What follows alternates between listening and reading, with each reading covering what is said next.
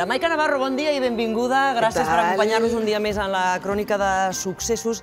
Avui farem un pas enrere i recordarem el cas... Viatjarem al passat. Viatjarem en el temps, efectivament, i recordarem el cas Assumpta. A més, ara s'està fent la sèrie que està tenint molt èxit. Tenim ganes que ens expliquis com ho vas viure, com recordes aquell cas, el paper dels mitjans. Tu estaves allà, ho estàvem seguint perquè estàvem juntes treballant en aquella època també. Estàvem als matins de Cuní. I ara tenim en línia i podem saludar a José Luis Gutiérrez Aranguren. Ell és l'advocat de Rosario Porto. José Luis, buenos días, muchísimas gracias por estar con nosotros. Buenos días. Buenos días, buen día. ¿Ha podido ver la serie ya? Sí. ¿Qué le ha parecido? Me gustaría que nos hiciera un poco de valoración, tantos años después. Bueno, desde el punto de vista de lo que es la serie en sí, aunque esté basada en hechos reales, contiene elementos de ficción, claro. Pero yo creo que técnicamente y desde el punto de vista de los actores y actrices que intervienen en ella son muy buenos, no puedo decirlo de otra manera. Cuestión diferente es que reflejen lo realmente sucedido. En ellos se amparan en el tema de la creatividad y de la libertad de poder introducir elementos diferentes a aquellos que son reales, pero y en algunos de ellos, pues bueno, no estoy de acuerdo, en otros sí, pero bueno, sería cuestión de que me pregunten qué es lo que quiere que les explique. Y yo, sí, me gustaría que nos contara si usted considera, si sigue defendiendo la inocencia de Rosario Porto, si es así. A 100%, sí. Entonces, según usted, ¿quién asesinó a Assumpta? Me gustaría saberlo para que estuviera en el sitio que le corresponde, en lugar de que estuviera mi cliente y mi defendida, que ahora ya no podrá ni defenderse ni hablar de nada. ¿Cómo fueron los últimos días de Assumpta en prisión? ¿Qué le contó? De Rosario, perdón, de Rosario. Vamos a ver, yo los últimos días de Rosario en prisión... Ay, qué pena. Ay, que nos falla la conexión. Hay que recordar que... Pasó por 3 cárceles diferentes. A ver, José Luis, estamos teniendo un poquito de problema de cobertura. Sí. A ver si la podemos mejorar, porque hemos perdido su respuesta. Yo le estaba preguntando que cómo fueron aquellos últimos días de Rosario Porto en prisión, usted que tuvo oportunidad de estar con ella. ¿Cómo fueron? ¿Se me escucha? Ahora sí. Sí, señora Aranguren. Bien. Yo los últimos días, los últimos tiempos no estuve personalmente con ella porque hubo un problema añadido ya a las dificultades que nos pusieron en todo momento, cual fue el traslado de Rosario a la prisión de Brieva, en Ávila. Época COVID, imposibilidad de comunicaciones personales, dificultad, por no decir imposibilidad de visitas a pesar del COVID, con las medidas sanitarias necesarias, pues por una u otra razón que nunca se me explicó debidamente, y finalmente pues la noticia por la prensa de que se había suicidado. El contacto en los últimos tiempos fue telefónico y muy escaso, porque las comunicaciones con las prisiones desde fuera hacia adentro no están permitidas y hay que esperar a que la persona haga la llamada, y además con un tiempo muy limitado. ¿En algún momento ella le expresó que tenía intención de acabar con su vida? No, bueno, ella lo que siempre se quejaba era que su vida sin la niña no tenía ningún tipo de sentido, y máxime que por si era insuficiente, aún le cargaban como le cargaron y la condenaron la culpa de haberla matado. Según su opinión, José Luis, ¿qué falló en aquel juicio? ¿Qué no se hizo bien? Pues tendría que entrar en mea culpa, porque yo creo que pequé de ingenuidad, porque para mí la defensa era tan clara que no vi la posibilidad de que hubiera una condena. No hubo ni una sola prueba directa, eso está reconocido en todas las instancias. Sí se habló de una prueba que se llama indirecta o circunstancial. Para mí tampoco la hay. Para mí había unos indicios absolutamente endebles que fueron cayendo como un castillo de naipes conforme fue avanzando la investigación. Se fue cambiando el escenario, se fueron cambiando aquellas ideas preconcebidas iniciales conforme se iban teniendo datos nuevos, se fueron adecuando a conveniencia para poder sustentar una acusación que estaba huérfana de toda prueba, y finalmente pues un jurado popular absolutamente contaminado, porque el juicio, no solo la vista oral, sino toda la fase previa de instrucción y demás, fue televisada y radiada y escrita todos los días durante 2 años largos, bueno, pues nadie cree que aquellas personas que fueron a juzgar no estaban contaminadas, influenciadas y ya tenían un criterio predeterminado. ¿Cree que se tenía que haber hecho sin jurado popular? Sí, es un tema técnico complejo porque el homicidio y el asesinato son delitos que están atribuidos al conocimiento del Tribunal del Jurado. Lo que pasa es que yo, cuando se transformó el procedimiento inicial en el de la ley del jurado, que es un procedimiento especial, yo lo recurrí aceptando, porque así es, que era un delito competencia de ese tribunal, pero que la Constitución garantiza el derecho a un juez imparcial y unos jurados de la localidad o de la provincia de A Coruña, leyendo todos los días en prensa, viendo todos los días en televisión y escuchando en radio un veredicto de culpabilidad anticipado, pues evidentemente estaban contaminados. Se me dijo que eso era algo por determinar en el momento de la selección. La selección fue dificilísima porque la mayoría de la gente con honestidad decía que sí, que ya tenía un prejuicio y que a ver cómo éramos capaces de hacérselo cambiar. Y bueno, al final pues hubo gente que se dio por no notificada de ese prejuicio, no enterada del mismo, pero realmente sí lo había y así se determinó después en el fallo. Maica Navarro. Señora Aranguren, buenos días. Coincidimos en algún momento, no sé si se acordará de mí, en Galicia en esos años. Yo creo de verdad que Rosario Porto no pudo tener una mejor defensa que la suya. Le entiendo como de verdad que su trabajo fue absolutamente impecable.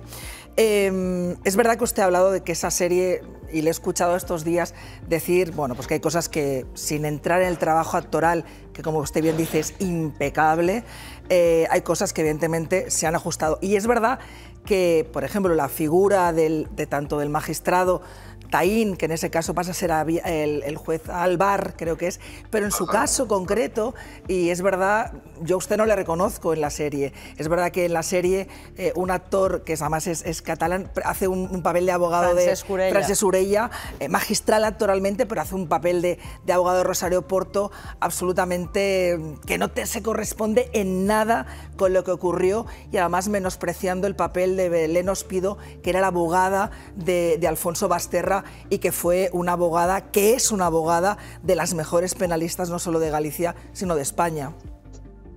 Sí, comparto el criterio y además yo lo expliqué en las oportunidades que se me dio voz para decir que el papel que yo hago del tutor, el mentor de Belén, no se atiene a la verdad. Como acaba de decir usted, es una profesional como la copa de un pino, entra en el procedimiento sin mi intervención, paralelamente, pero incluso antes, y yo en ningún momento he llegado a dar ningún tipo de instrucción, indicación ni promesa de fama como aparece en la serie. Ya. Señora Aranguren, como me han comentado los compañeros que usted tiene que irse a las 11, la verdad es que cuando se tenga que ir me lo dice y acabamos la conversación y la entrevista, pero es que es tan interesante todo lo que nos está contando que me gustaría poderle hacer algunas cuantas preguntas más. No sé si tenemos oportunidad o cómo lo ve. Está mirando el reloj de reojo, veo. Mirando el reloj, sí, pero... ¿Podemos? Vale, muy bien. Una cosita, sí. Déjame. Usted arrancó como abogado defensor de Rosario Porto y en los últimos tiempos, por una Rosario Porto que estaba absolutamente aislada, se convirtió en algo más que un abogado, sino casi en confesor, en amigo y en ese hombro en el que ella mantuvo su inocencia hasta el final, hasta el momento en que logró finalmente suicidarse. Usted que ha visto la serie, cuando vea esa Candela Peña absolutamente actoralmente magistral, ¿usted reconoce a Rosario Porto? En algunos aspectos sí. Comparto íntegramente la majestuosidad de la interpretación de la actriz. Impresionante. Pero Rosario no era exactamente como se la pinta. Vuelvo a decir que la serie se inicia con una indicación basada en hechos reales, pero con un margen para la creatividad artística. Rosario Porto no es la persona que se pintó desde el principio de la instrucción y que todavía se sigue reflejando actualmente con una forma que nada tiene que ver con la realidad. No, Rosario Porto es una persona generosa, es una persona que sufrió muchísimo, lo indecible, en prisión proclamándose inocente, en lo cual yo creo y comparto, de un hecho tan grave y tan brutal como fue la pérdida de una hija, y encima que a uno le atribuyen la autoría, pues con todo tuvo su dignidad y además su preocupación por los demás.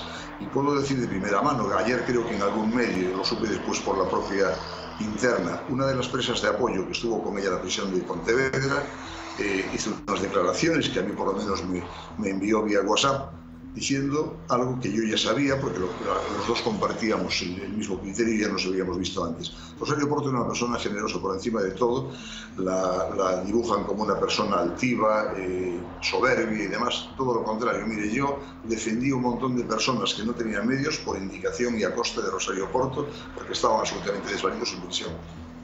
Sí, señora Aranguren, según usted, por todas las conversaciones que mantuvo usted con Rosario, ¿qué pasó el día de los hechos entonces? Claro.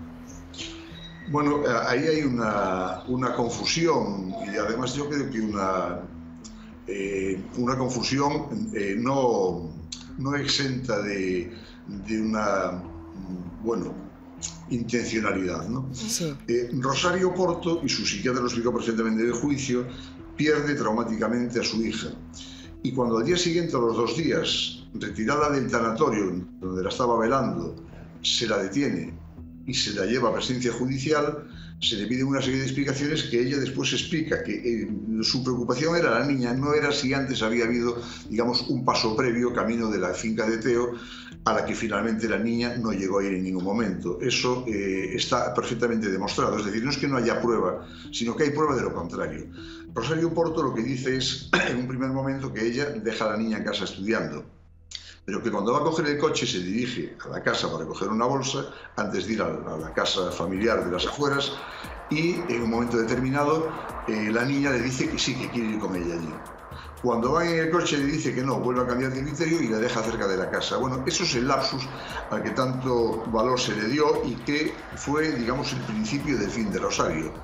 Pero lo que sí es cierto es que la niña, Asunta, fue vista a las horas que supuestamente estaba en Teo con la madre por una amiga en las inmediaciones de su domicilio a las 6:30 de la tarde y por otra persona que acudió a la policía el día siguiente en torno a las 7:15 de la tarde. A esa hora Rosario estaba sola en Teo y cuando regresa sin ella, se para con un vecino con la ventanilla abierta del coche y la niña no va allí dentro y Rosario no tiene tiempo material para llevar a la niña al lugar en el que apareció.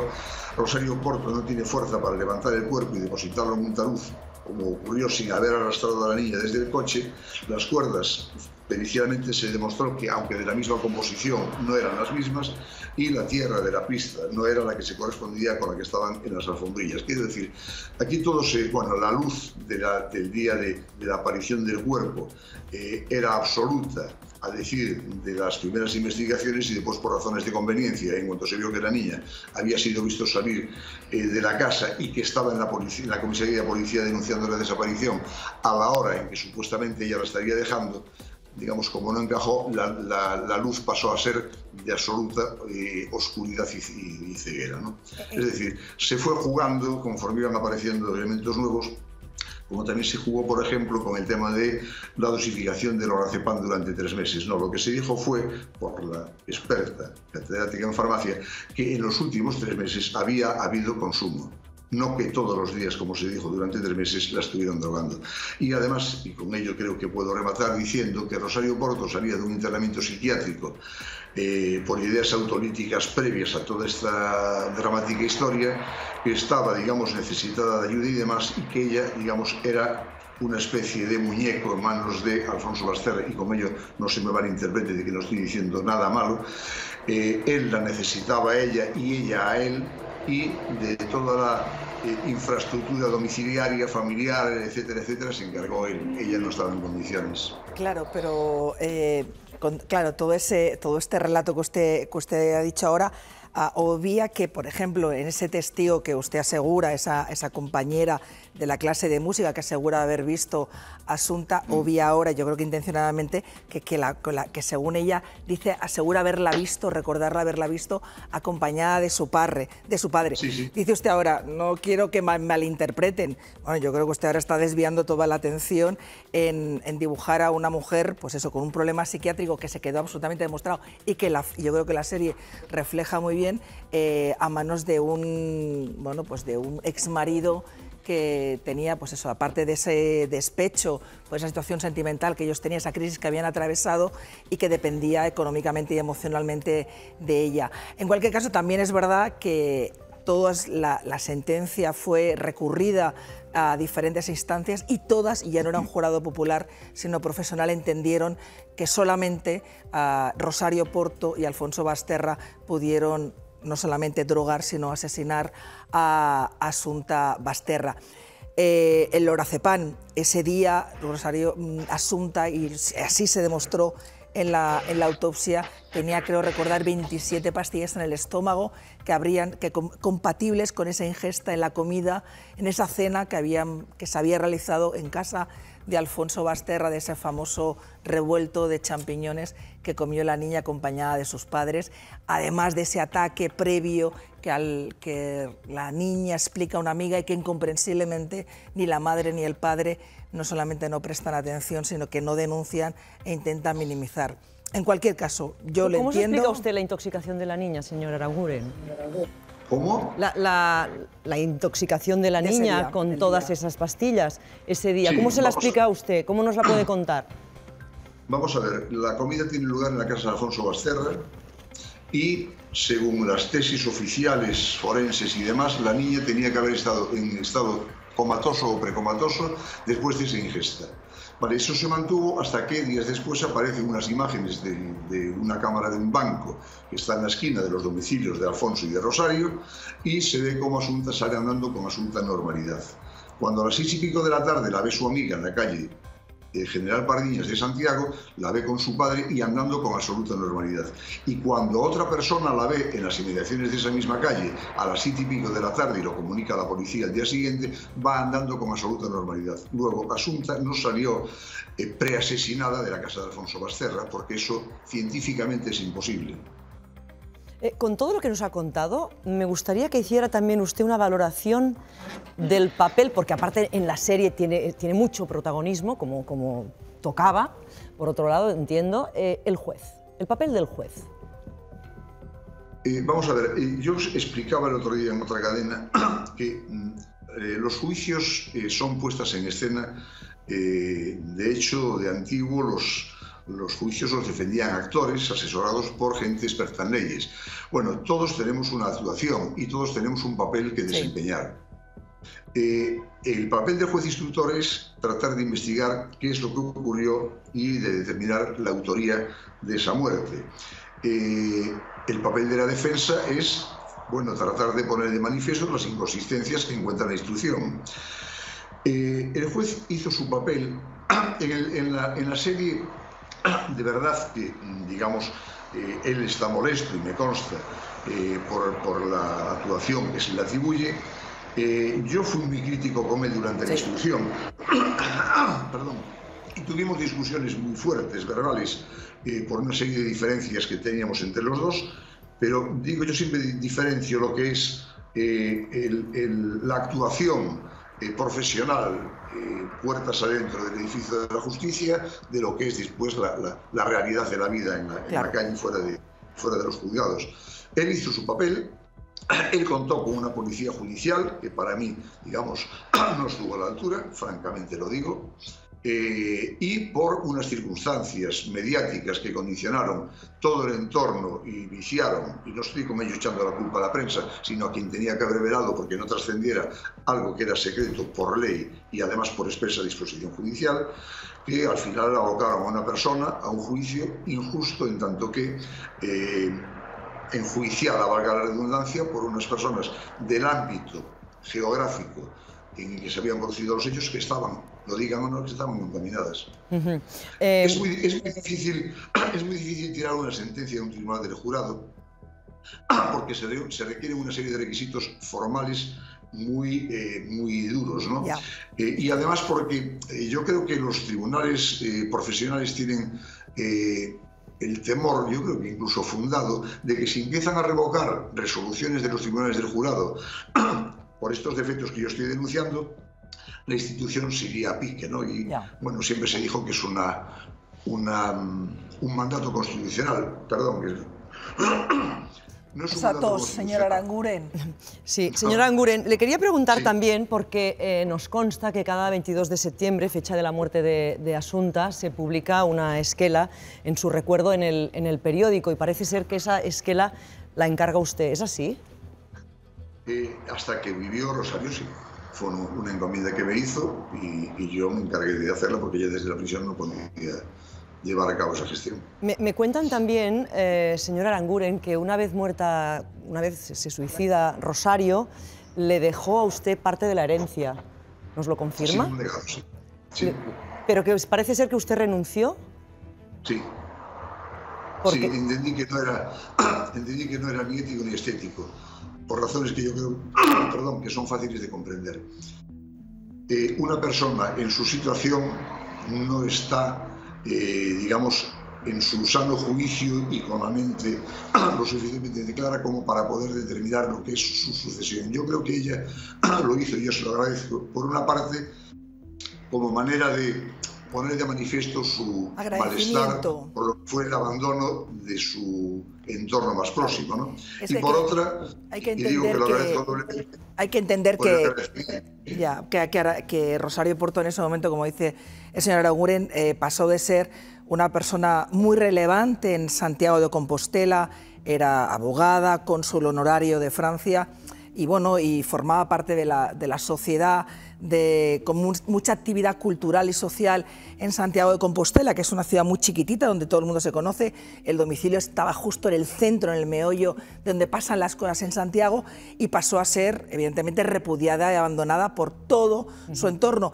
Y entonces es verdad que en esa relación que pasa de la relación de abogado clienta y que se convierte pues en su apoyo sentimental y emocional, no solamente le pidió que publicara esa esquela de Mamà no te olvida, o sea, que esta esquela que ara estem ensenyant, de Mamà no te olvida, sino que además, y eso le pidió a usted que si en algún momento pues faltaba, que se encargara de que sus cenizas descansaran junto a las cenizas de su hija Assunta. No sé si esa última petición de Rosario pudo llevarla a cabo, señor Aranguren. Sí pude, sí.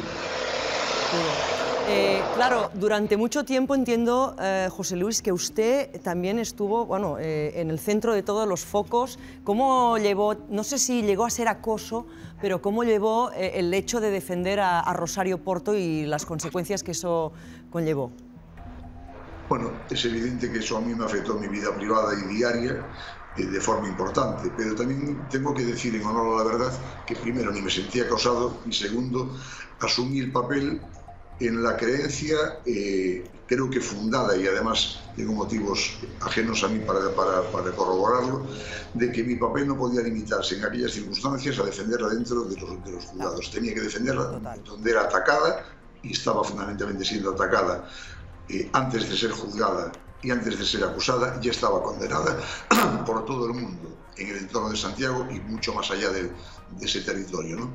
Entonces yo entendí que permitir, sin decir nada al respecto, que se fueran filtrando informaciones que estaban superadas por la realidad y por las pruebas nuevas que iban apareciendo, me parecía pues un mal ejercicio de la profesión, y extendí y asumí las consecuencias de estar públicamente expuesto durante mucho tiempo.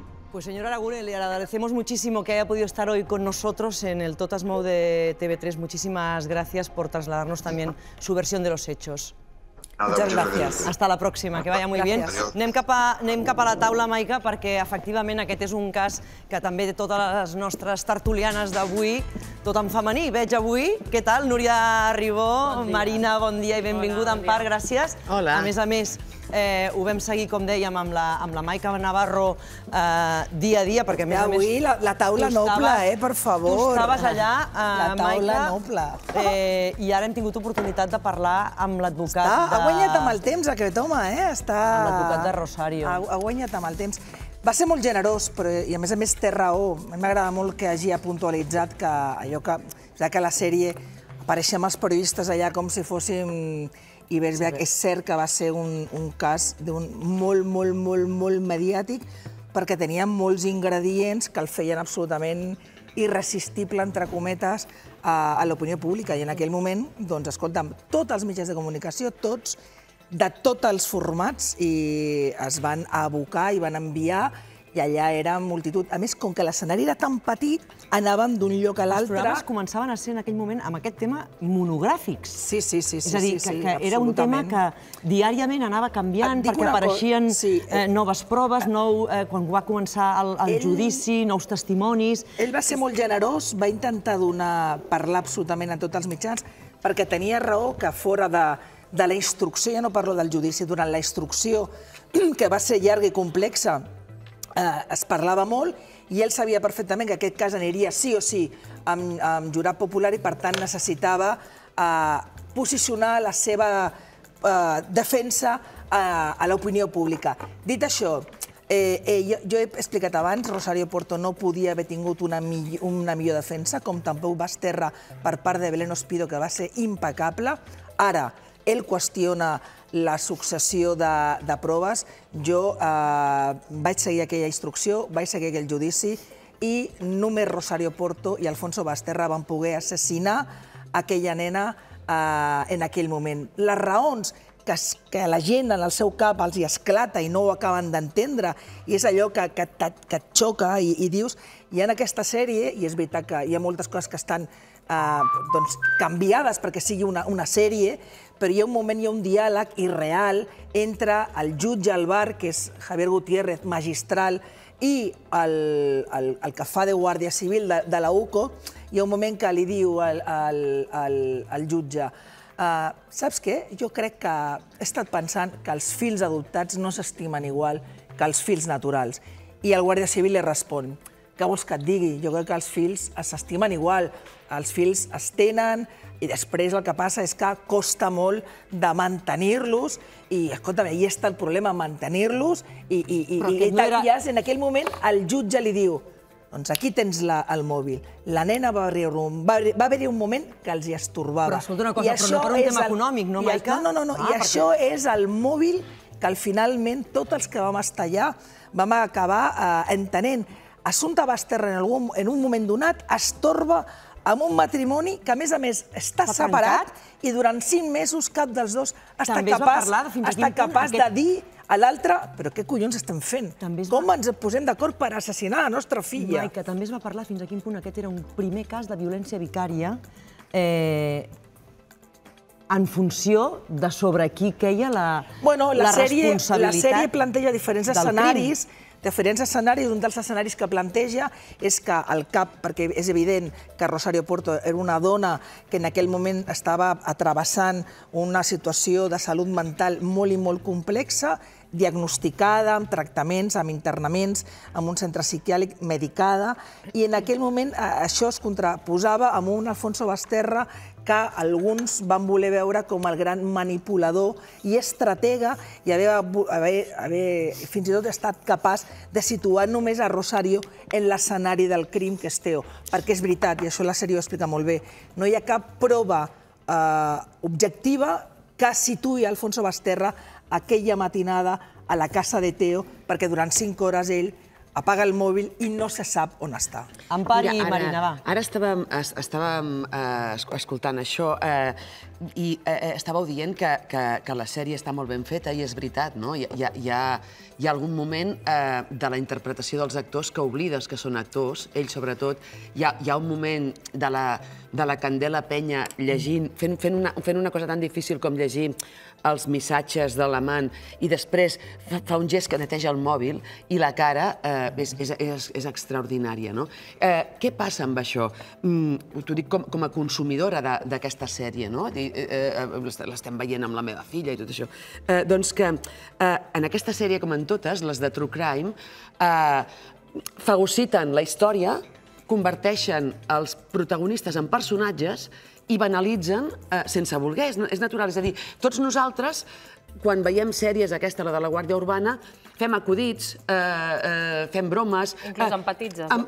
Sí, i oblides sempre, per exemple, el de la Guàrdia Urbana, quan es fan bromes sobre la dona condemnada, penses tota l'estona si els fills de l'assassinat estan veient TV3, no? Jo em poso plorada de pena, no?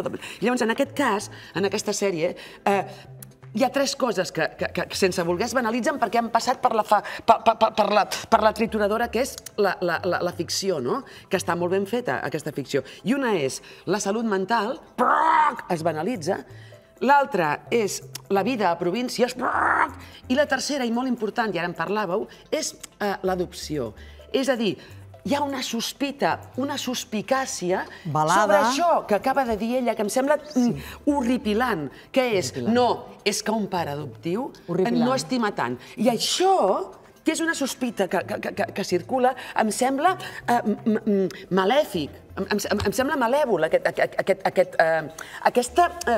exposició, no? Per tots els pares amics que tenim, és a dir, no n'hem de dir pares adoptius o biològics, pares, punt, ja està, no? I si t'hi fixes, les entrevistes que fa Candela Peña, per exemple, sobre aquesta sèrie, ella posa molt l'èmfasi precisament en la salut mental, probablement també perquè no quedi com pot arribar a quedar banalitzat, com deies tu. I sobre aquesta sèrie, més enllà de que és tot un debat en si, la serialització de tots aquests casos escabrosos, com va passar amb el de Rocío Baninkoff, per exemple, com el del Cuerpo en Llamas, amb el crim de la Guàrdia Urbana. Més enllà d'això, hi ha dos elements que a mi també crec que són interessants de posar al damunt la taula. Un, la criminalització permanent i fàcil que hi ha sempre del sector periodístic, no? És a dir, els carronyaires que van a cercar informació, però bé, és que aquí probablement acabin pagant justos per pecadors. Segur que hi ha professionals del sector que no fan com haurien de fer la seva feina, no? Però acaben pagant justos per pecadors. I l'altre, i que m'agradaria demanar-li a la Maica, és, a mi, en tots aquests casos, sempre em remou per dins el pensar la feina d'un advocat que ha de defensar un presumpte criminal d'aquest nivell, no? És a dir, des dels violadors de la manada a, no sé, Dani Alves o els pares d'Assumpta, no? És a dir, ostres, com has d'agafar un cas així? Ara mateix, quan sentíem a l'advocat, vull dir que no deixa d'impressionar la seva versió dels fets, també. Sempre m'impressiona pensar que hi ha algú que es posa al costat d'aquestes persones per defensar-les en un judici. I em va retronar molt amb el cas de la manada, reconec que sobretot en aquell cas. Aranguren està convençut que Rosario Porto no va assassinar Assumpta Basterra. No tinc tan clar si té la mateixa convenció amb Alfonso Basterra, però perquè a la sèrie és veritat que fan veure que hi ha una defensa coaligada i coordinada, i això no va ser així. Tothom té dret al millor advocat, i fixa't, per mi, un dels judicis on jo vaig veure que aquest paper va haver una advocada, i ara em sap molt greu no recordar el nom, perquè a més era degana del col·legi d'advocats a Corunya, va ser la defensa del xicle en el judici de Diana Quer. Jo aquest judici ho vaig seguir des de primera fila, darrere del pare de la Diana i de la germana, i aquella dona, que és una de les millors advocades de Galícia, va fer una defensa. Evidentment, ella sabia perfectament que el xicle havia assassinat a Diana Quer. No hi havia cap mena de dubte, però veure-la defensar amb el prestigi que va donar, perquè a més com a advocada d'ofici, com a advocada d'ofici va ser, o sigui, tothom, tots els que vam ser allà, els periodistes, li vam dedicar autèntics elogis perquè no es pot exercir millor una defensa, tot i que sigui un monstre, perquè el xicle és un monstre.